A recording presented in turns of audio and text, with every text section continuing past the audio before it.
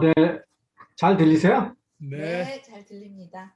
네, 오늘, 글쎄요, 이제, 주제를 너무 무겁게 잡았는지는 모르겠지만, 그냥 제가 이제 음악을 좋아하는 사람, 그 다음에 또 소리에 관심이 많았던 사람이라서, 그냥 그런 거 간단한 거, 다 아시는 내용일 수도 있지만, 이제 혹시나, 놓치고 있는 부분들이 있을지도 모르니까, 뭐 그런 것들을 한번 짚고 넘어가려고 합니다.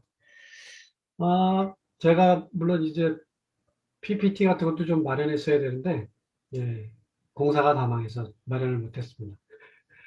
우선 그러면 제목처럼 소리, 그 음악, 그 다음에 성경, 굳이 끝에다가 성경을 넣은 이유는 어, 오늘 또 특별하게 그 성경에 대한 이야기를 많이 했잖아요. 그러면 저도 신앙인으로서 이 음악 또 아니면 소리 이런 것들의 근거를 성경에서 찾아야 된다라고 하는 의미 때문에 소리, 음악, 그리고 성경이라고 넣었습니다. 그러면 과연 성경은 소리와 음악에 대해서 얘기할 수 있겠는가라고 하는 부분이 돼도 되겠죠. 그러면 먼저 소리에 대해서 간단하게 먼저 한번 같이 얘기를 한번 해보겠습니다. 소리는 여러분들이 아시는 것처럼 소리는 흔히 얘기하는 파동이라고 이제 말할 수 있습니다. 그러니까 영어로는 wave라고 하죠. 그러니까 소리는 아니면 또 음파라고도 많이 하고, 근데 이것들은 그냥 자체적으로 전달이 되진 않고 매개가 있어야 돼요. 매질이 있어야 전달이 됩니다. 그거는 아시는 대로 공기를 통해서 보통들은 전달이 됩니다. 또 고체를 통해서도 전달이 되고 액체를 통해서도 전달이 되죠. 그러니까 결국은 이 소리라는 것은 이 매개를 통해서 전달된 것을 귀가 듣고 이 청각기관이 그거를 듣고서 뇌에서 해석을 하는 거죠. 그래서 이 단순한 그 소리라고 하는 것들은 단순하게 그냥 소리만 나면 의미가 없죠. 우리가 알고 있는 소리는 사실은 어떻게 보면 말이라고도 얘기할 수 있습니다. 그러면 그 당연히 어,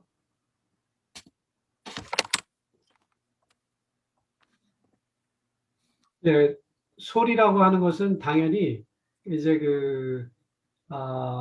성질이 있어요.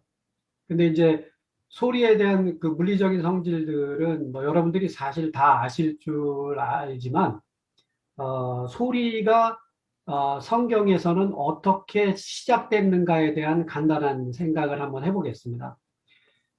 소리는 아까 파동이라고 말씀드렸다면 소리의 창조자는 누구냐는 거죠. 그건 뭐 당연히 우리는 신앙인들이기 때문에 하나님이 만드셨을 것이다 라고 얘기를 할 수 있는 거고요. 그거에 대한 근거는 창세기서에 너무 잘 나와 있습니다. 창세기 1장 1절에 태초에 하나님이 천지를 창조하시니라 라고 기술되어 있습니다.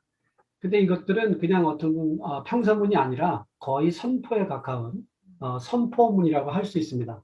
이것은 뭐 어떤 사람에게 동의를 구하는 것도 아니고 또 어떤 사람의 그 설명하려는 것도 아닙니다.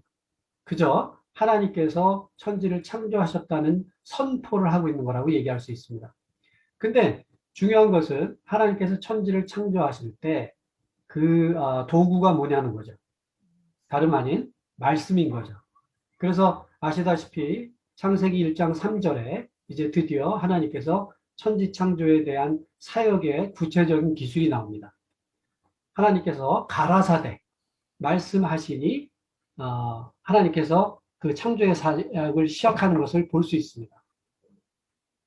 이 소리라고 하는 것이 결국은 하나님을 통해서 하나님으로 시작되어서 전달되는 것들이라고 볼 수 있고 그것을 통하여서 천지가 만들어졌음을 묘사하고 있죠.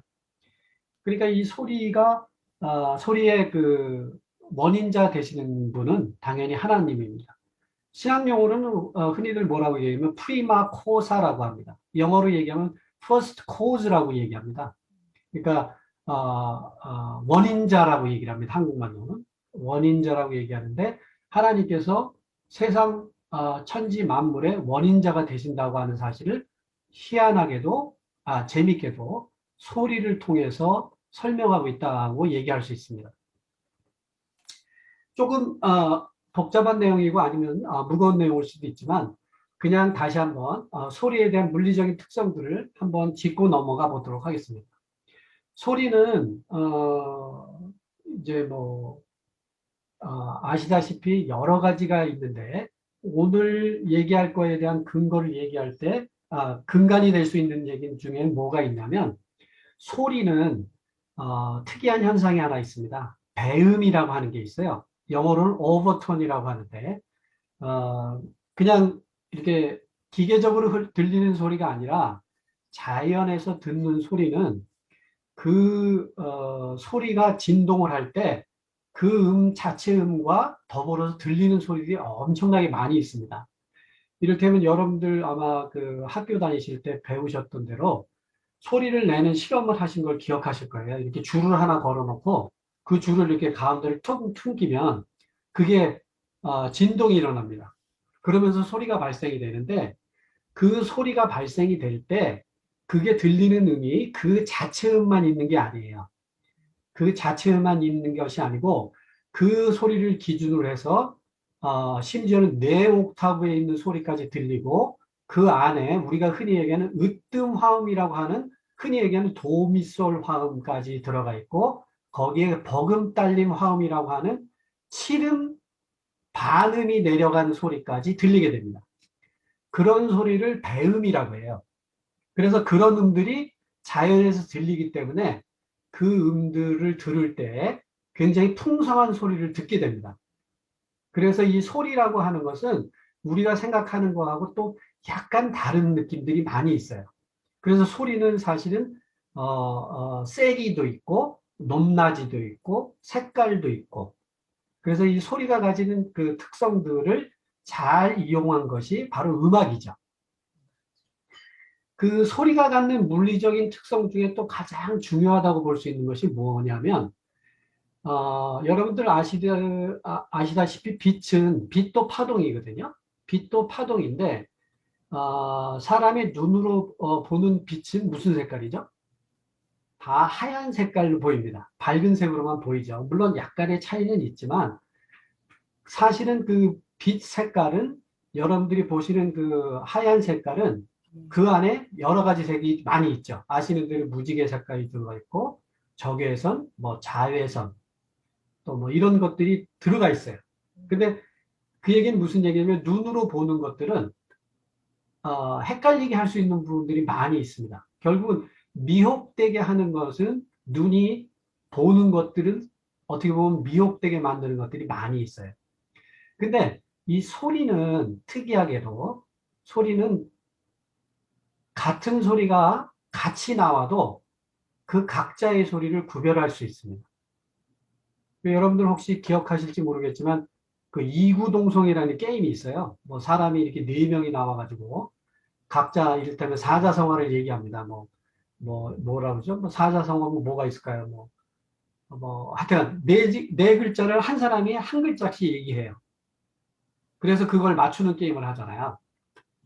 근데 그렇게 할 때도 그 네 가지 글자를 얘기할 때 그 글자들을 사실은 다 들을 수는 있습니다.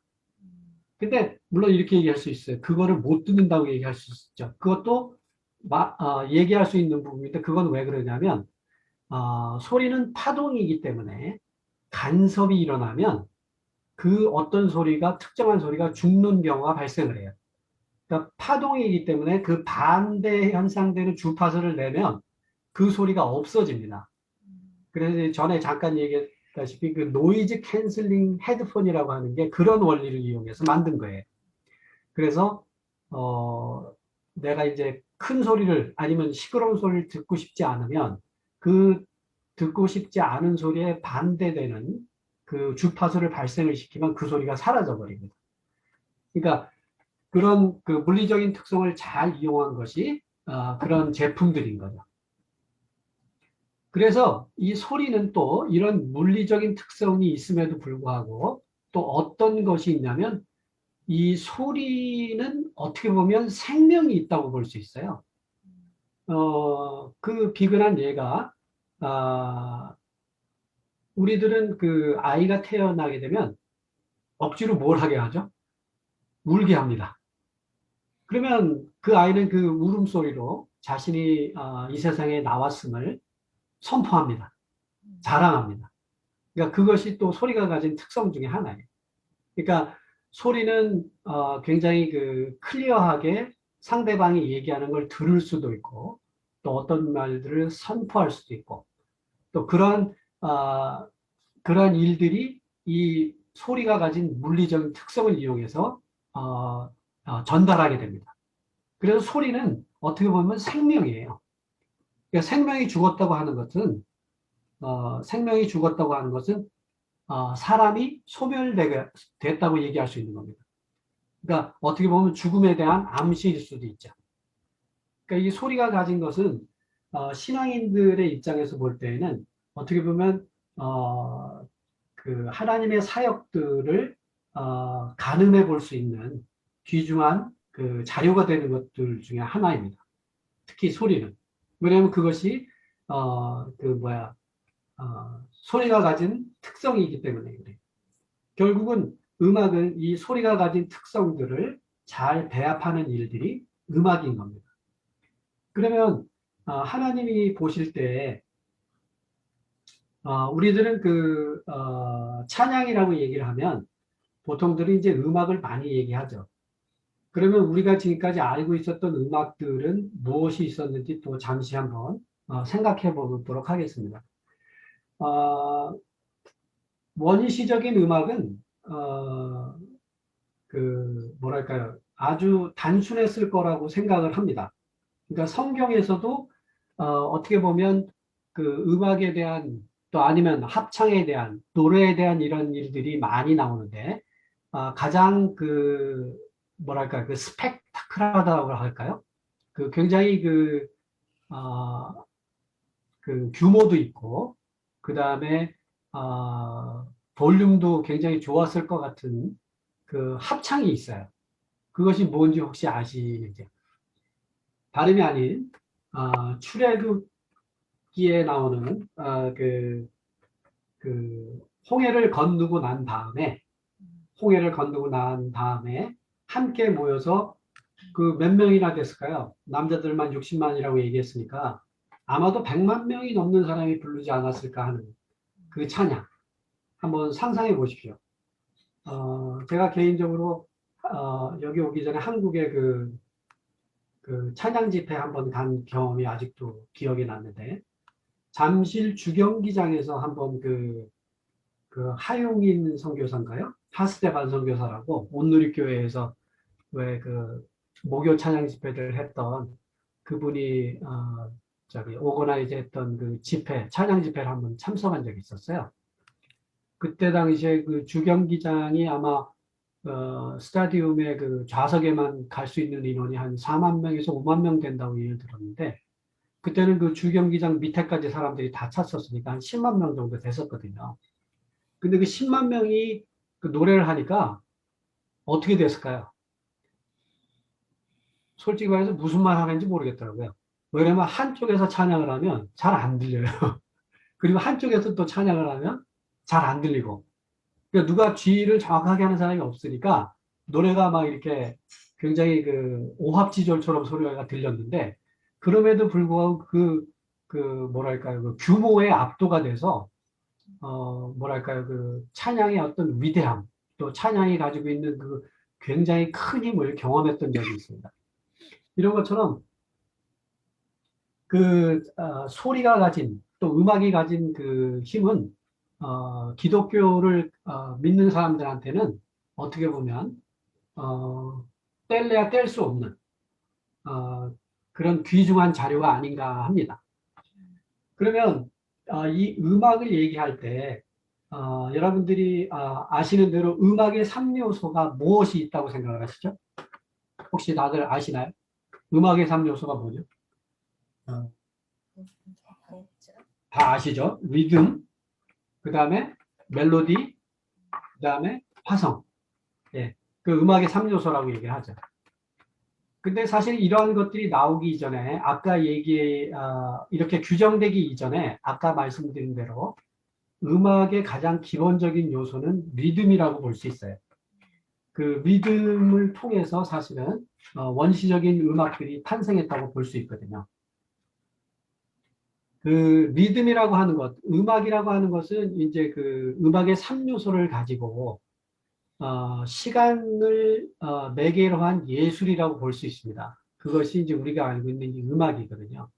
그러니까 어떻게 보면 공간은 어떻게 보면 그렇게 중요하지 않아요. 음악은 소리가 가진 특성인 것처럼 저희가 사실은 이렇게 줌으로도 같이 예배를 드릴 수 있는 이유도 어떻게 보면 그 가상 공간 안에서 저희는 지금 함께 모여 있는 거잖아요. 근데 그것이 가능한 이유는 당연히 소리가 있기 때문에 가능한 겁니다.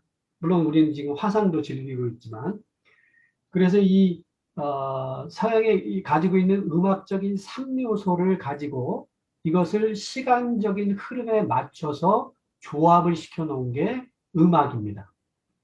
그러니까 아까 말씀드린 대로 음악의 3요소는 리듬이 있고, 그것은 어떻게 보면 시간적인 요소라고 볼 수 있죠. 그 다음에 뭐가 있다고 그랬죠? 멜로디가 있다고 말씀을 드렸죠. 멜로디는 무엇일까요? 그것은 음악에 있어서, 노래에 있어서 횡적인 요소입니다. 수평적인 요소라고 얘기를 하죠. 그러니까 멜로디가 있어야 사실은 이제 그 시간의 흐름을 정확히 구분할 수가 있는 거죠. 그 다음에 또 한 가지 더 요소가 뭐였냐면 화성이라고 말씀드렸죠. 하모니라고 얘기도 하는데 이것은 음악이 가진 수직적인 요소입니다. 그러니까 이 수평적인 요소와 수직적인 요소가 리듬을 가지고 시간의 흐름으로 가는 것이 이제 노래죠. 그럼 여러분들이 알고 있는 그 음악의 3요소에서 이제 흔히 얘기하는 리듬은 시간적인 요소라고 봤고 그 다음에 멜로디는 수평적인 요소라고 하는데 우리가 가지고 있는 뭐랄까요 좀 모르는 부분이 있었던 것이 뭐였냐면 이 음악 속에서도 저는 개인적으로 하나님의 어떤 그 속성을 찾아본 것이 있어요. 그것이 뭐였냐면 바로 그 화음입니다. 화음. 그 기타를 치시거나 음악을 조금 아시는 분은 아시겠지만 어떤 노래든지 노래에는 기본적으로 주요 3화음이 있습니다. 이제 그걸 한국말로는 뭐라 그러냐면 옛날에 음악 시간에 다 배우셨겠지만 으뜸 화음이 있고 그다음에 딸림 화음이 있고 그다음에 버금 딸림 화음이라고 있어요. 이제 거기에는 그 3화음들이 있는데 그 3화음들을 잘 적절히 배합하면 그러면 어떤 노래든지 만들 수 있습니다. 근데 이제 물론 그 안에는 2도 화음, 3도 화음, 6도 화음, 7도 화음도 있습니다. 근데 이 주요 3화음만 가지면 일단 어느 노래든지 가능해요. 그래서 이제 기타를 치는 분들이 가끔 그 가능한 것 중에 하나가 뭐냐면 그 악보가 없는데도 불구하고 기타 반주를 하는 분들 있잖아요. 이제 그게 이제 가능한 이유가 바로 그 이유입니다. 이 주요 3화음의 그 전개를 잘 알고 있는 거죠. 그리고 또 그거를 어떨 때는 귀로 들어서 그 음을 찾아낼 수 있는 능력이 있는 거죠. 이제 그런 요소들을 잘 배합할 수 있는 능력을 가진 사람들이 이제 뭐 작곡가가 되는 거기도 하고 그 작곡을 잘할 수 있는 능력이 있는 사람들은 뭐 거의 어떻게 보면 천재에 가까운 사람들인 거죠. 그, 이 주요 사음함에 대해서는 더 이상 말씀을 안 드려도 아실 수 있죠. 한국말로 오랜만에 으뜸 화음 이렇게 말씀드리니까 굉장히 낯설어 하시는 분도 계시는 것 같은데 흔히 기타나 악기를 하시는 분들은 1도 화음이라고도 얘기합니다.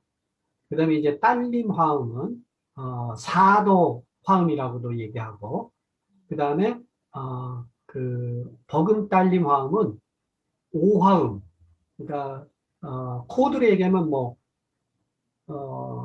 fifth 코드라고도 얘기를 합니다. 그래서 이 그 주요 3화음은 장화음이에요. 한국말로 장화음이고 영어로는 메이저 코드입니다. 그러니까 음악에는 메이저 코드도 있고 그 다음에 이 저기 뭐야 마이너 코드도 있거든요. 이 소리는 또 특이하게도 이 화음이라고 하는 것이 있는데 이 화음이 저는 이제 요거를 어떻게 봤냐면 삼위일체하고도 비슷하다. 오히려 그 삼위일체의 느낌은 이 코드에서 찾을 수 있다. 그런 설명을 한번 또 드리려고 해요. 어떤 노래든지 일도 화음이 있어요. 이제 흔히 얘기하는 도미솔입니다. 도미솔 이 세 화음으로 이루어져 있는 것을 일도 화음이라고 그래요. 이거는 어느 노래든지 다 있어요. 그 다음에 사도 화음은 혹시 뭔지 아시나요? 예. 지금 저희가 대화를 하는 건 아니죠. 사도 화음은 파라도예요. 그 계명상, 어떤 노래의 계명상, 파라도. 요것이 사도 화음이거든요. 그러니까 요 사화음이 버금딸림 화음입니다. 그 다음에 오도 화음에는 뭐가 있을까요? 그러면? 오도 화음에는 솔시레가 있습니다. 그러니까 솔시레가 오도 화음이 됩니다. 그래서 이 세 개의 화음을 잘 보시면 도레미파솔라시도와 다 들어있어요. 처음에 1도 화음에 도, 미, 솔이 있죠. 그 다음에 4도 화음, 버금딸림 화음에 파, 라, 도가 있죠. 그 다음에 5도 화음에 솔, 시, 레가 있습니다. 그래서 이 세 개를 다 합치면 그 도레미파솔라시도에 있는 음이 다 있어요. 그래서 이 세 개 코드만 가지고도 노래가 가능하다는 거예요. 너무 어려운가요? 아니면 너무 간단한 건가요? 네. 근데 이 코드들에는 아까 말씀드린 대로 세 가지 음이 있거든요. 근데 이 세 가지 음들은 희한하게도 세 개의 음을 같이 쳐도 잘 들려요. 근데 또 재밌는 거는 한 소리처럼 들려요. 기타 코드를 C 코드를 짱 치면 그게 세 가지 음이 나옴에도 불구하고 마치 하나인 것처럼 들립니다.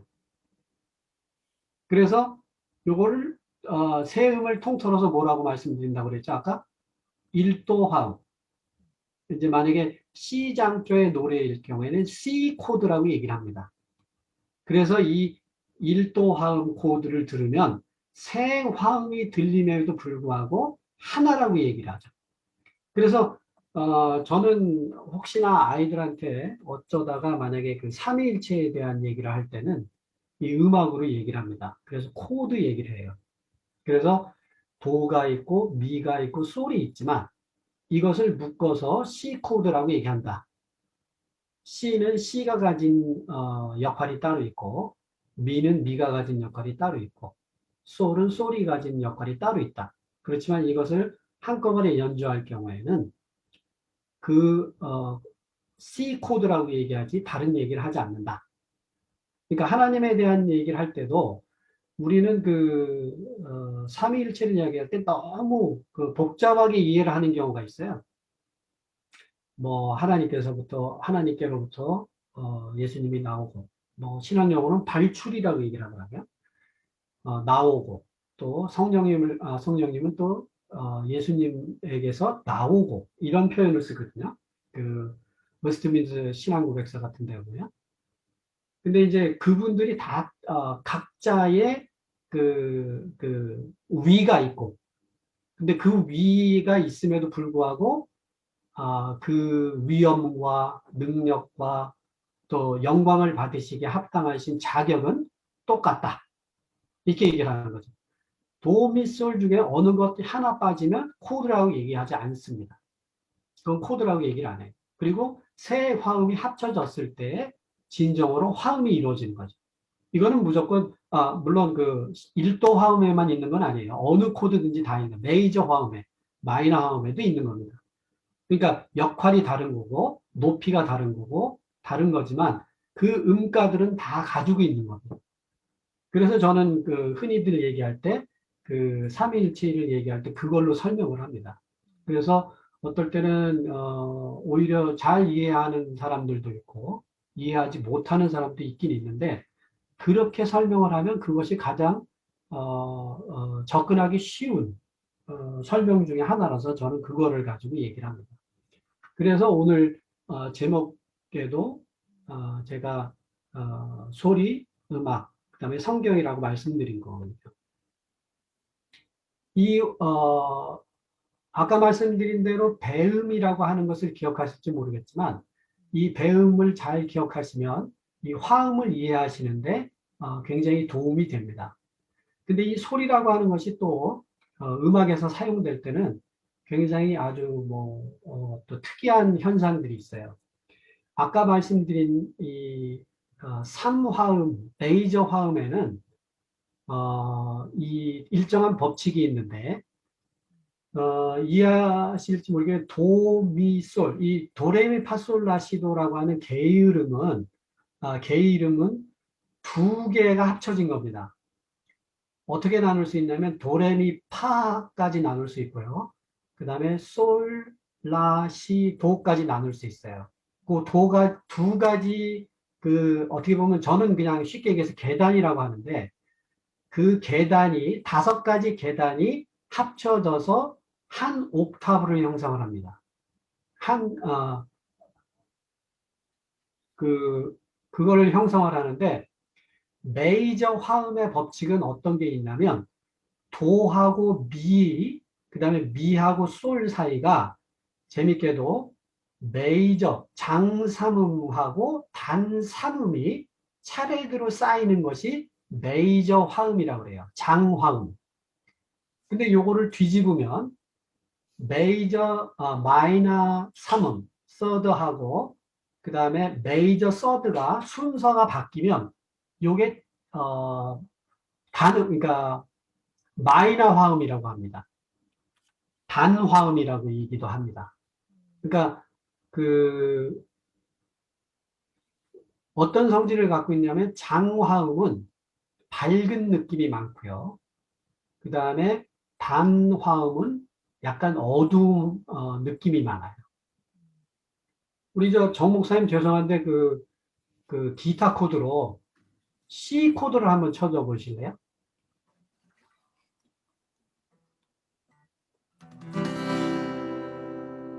네, 이게 이제 C 코드고요. 그 다음에 C 마이너를 한번 쳐줘 보십시오. 어? 깜짝이야? 아니면 A 마이너. 에이, 뭐. A 마이너. 자, 두 개, 이런 느낌이 비교가 되시나 모르겠네요. 다시 한번, 근데 정 목사님 마이크가 오늘 좀 안 좋은데요? 그 코드가 잘 안 들렸어요. 예. 제가 조금 더 크게 해볼까요? 마이크가. 아니면 작게 하시는 게 좋을지 모르겠네요. 이게 노래를 네. 한번 착 하고 나서 크게 찬양을 하고 나면 그러면은 마이크가 콱 줄어서 안 살아나요. 지금 저쪽이 더 들리는데요. 스테파니 마이크가. 아니, 일단, 네. 이제 장화음의 소리를 다시 한번 듣겠습니다. C 코드 한번 쳐보세요.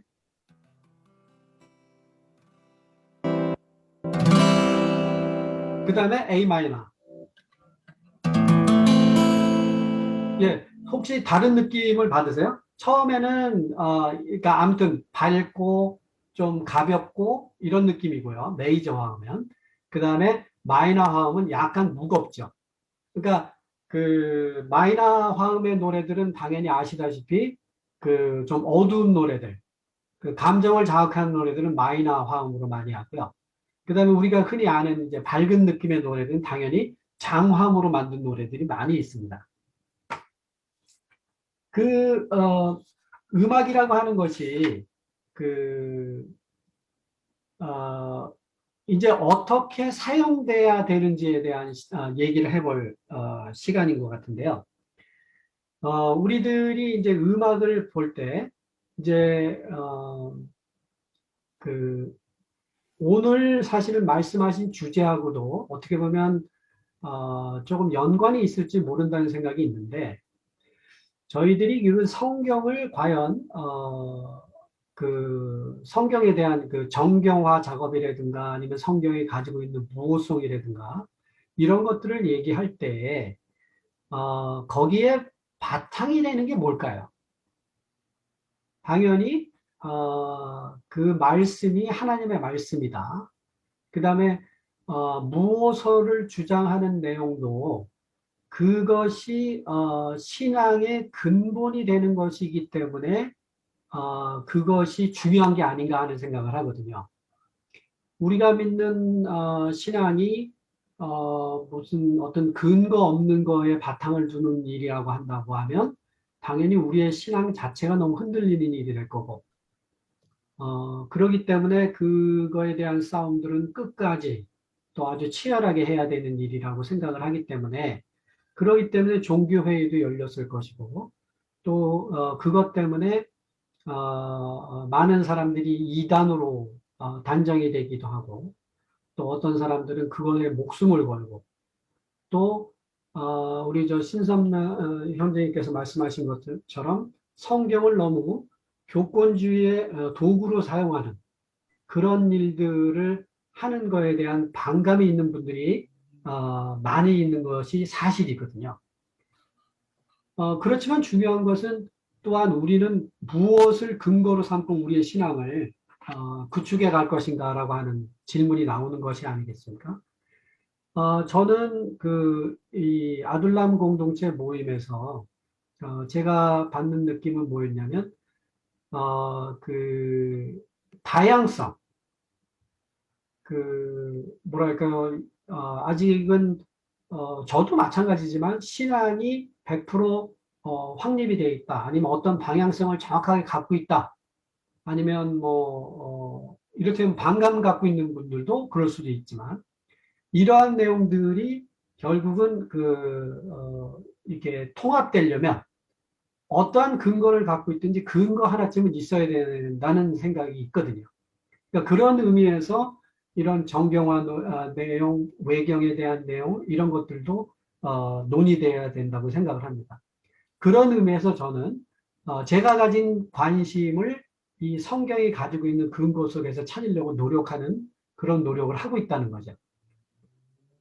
제가 개인적으로 호주를 오게 된 가장 큰 이유는 개인적으로 사실은 이제 나이가 좀 들은 다음에 노래 공부가 하고 싶어서 사실은 이제 시드니로 이민을 오게 됐습니다. 한국에서는 뭐 제가 이를테면 대학을 다시 간다든가 아니면 뭐랄까 구조화되어 있지 않은 학교에서 음악을 공부하는 게 쉽지 않은 상황이었잖아요. 뭐 저희들이 이제 뭐 고등학교를 졸업하고 대학교를 가고 그러는데 다른 걸로 옮기려고 하면 그렇게 쉽지 않은 그런 상황이었기 때문에 차라리 이제 그렇게 하기에는 이런 뭐 아르바이트나 뭐 하여튼 경제적인 문제까지 해결해야 되는 그런 것들 때문에 오게 되었는데 근간을 이루게 되었던 성경 구절이 하나 있어요. 개인적으로 제일 좋아하는 성경 구절인데 이사야서 43장 21절입니다. 아시는 분 있을지 모르겠지만 이 백성은 내가 나를 위해 지었나니 나의 찬송을 부르게 하려 함이라. 저는 이 구절 때문에 이제 시드니에 오게 됐습니다. 그리고 저의 개인적인 신앙에 어떻게 보면 근간을 삼게 된 구절이기도 하고요. 이 구절이 가지고 있는 그 의미는 거기에는 인간의 창조 목적이 들어가 있고요. 그리고 또 그 인간이 창조된 목적과 더불어 해야 할 일에 대한 구체적인 내용을 서술한 구절이기 때문입니다. 그러니까 하나님께서 저 개인을 지으셨는데 그래서 백성으로 삼아 주셨는데 그 이유가 뭐냐면 나의 찬송을 부르게 하려 함이라 라는 것이었죠. 그래서 이제 호주에 와서 신학교에 있는 종교음악과를 들어가게 됐습니다. 그래서 이제 공부를 좀 했습니다. 그래서 노래 공부를 했죠. 그래서 전공은 성악을 했었고요. 그래서 이제 뭐 사실은 이제 시드니가 오페라 하우스가 큰 게 있어가지고 저는 이제 오페라 싱어가 한번 돼볼까 하는 생각을 했었어요. 그랬더니 영 아닙니다. 여기 시드니는요, 음악으로는 못 먹고 삽니다. 희한하게도. 너무 어려워요. 근데 왜 그러냐면 음악을 하는 사람들은 잘해야 먹고 살거든요. 잘 못하면 못 먹고 삽니다. 아무튼 그, 그 구절 때문에 와서 공부를 다행히 하게 되고 그것 때문에 이제 어떻게 보면 저의 신앙을 다시 한번 확립하게 되는 귀중한 계기가 되었습니다. 그래서 내가 음악을 해야 되는 어떻게 보면 그 이유를 알게 된 거죠. 그래서 이 성경을 통해서 음악에 대한 교훈을 주는 내용들을 생각해 보기 시작을 했던 겁니다. 이것들 중에서 제가 음악을 하면서 어떻게 보면 깨달은 것 중에 가장 큰 것 중에 하나가 무엇이냐면 시간관입니다. 기독교인들이 가져야 되는 시간관이 무엇이냐는 거죠. 그러니까 시간이 어디서부터 시작해서 어디로 흘러가는지에 대한 생각을 신앙인들을 해야 된다는 겁니다. 우리들이 흔히 알고 있는 여러분들이 갖고 계시는 시간관은 무엇입니까? 저는 제가 한 공부 또 제가 가진 신앙을 통해서 가지는 저의 시간관은 다름 아닌 직선적인 시간관입니다. 무슨 얘기냐면 음악은 처음 시작이 있으면 당연히 뭐가 있죠? 마침이 있습니다. 그것이 음악이 가진 특성 중에 또 하나거든요. 음악은 시작을 했으면 맞춰야 돼요. 그러니까 뭐 기승전결이든 기승결이든 음악은 시작을 했으면 마치는 거죠. 근데 그것을 또 어디서 볼 수 있냐면 당연히 성경에서 볼 수 있습니다. 하나님의 말씀으로 시작된 천지창조가 시작이 된 것은 마치 음악이 아무것도 없는 공간에서 어떤 소리든지 지휘자의 어떤 비트에 의해서든지 아니면 악기 연주자의 첫음을 내는 행위에 의해서든지 시작이 되면 그것은 점점점 발전해서 클라이막스로 갔다가 그 다음에 어디로 가죠? 종결로 갑니다. 그러니까 음악이 가진 이 시간관이 바로 직선적인 시간관이거든요. 하나님의 천지창조는 시작이 있었으면 당연히 무엇이 있다는 거죠? 끝맺음이 있다는 겁니다. 그러니까 이 음악을 통해서 알 수 있었던 것들은 이 직선적인 시간관이었다는 겁니다.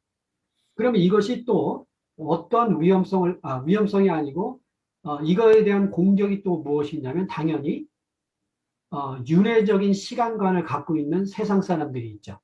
또 타종교에서는 그 윤회적인 시간관 혹은 원적인 시간관이라고 얘기를 합니다.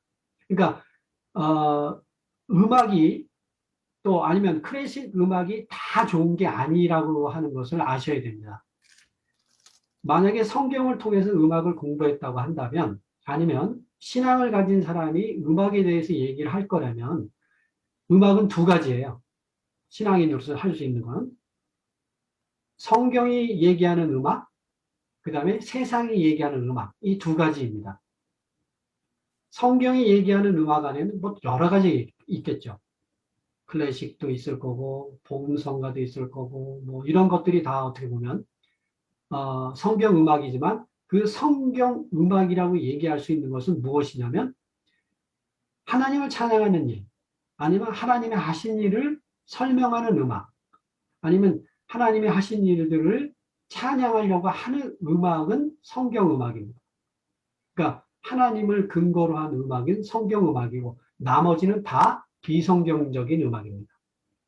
흔히 잘못 알고 있는 것 중에 하나가 클래식 음악은 뭐 다 좋은 음악이라고 생각을 하는 경우가 있어요.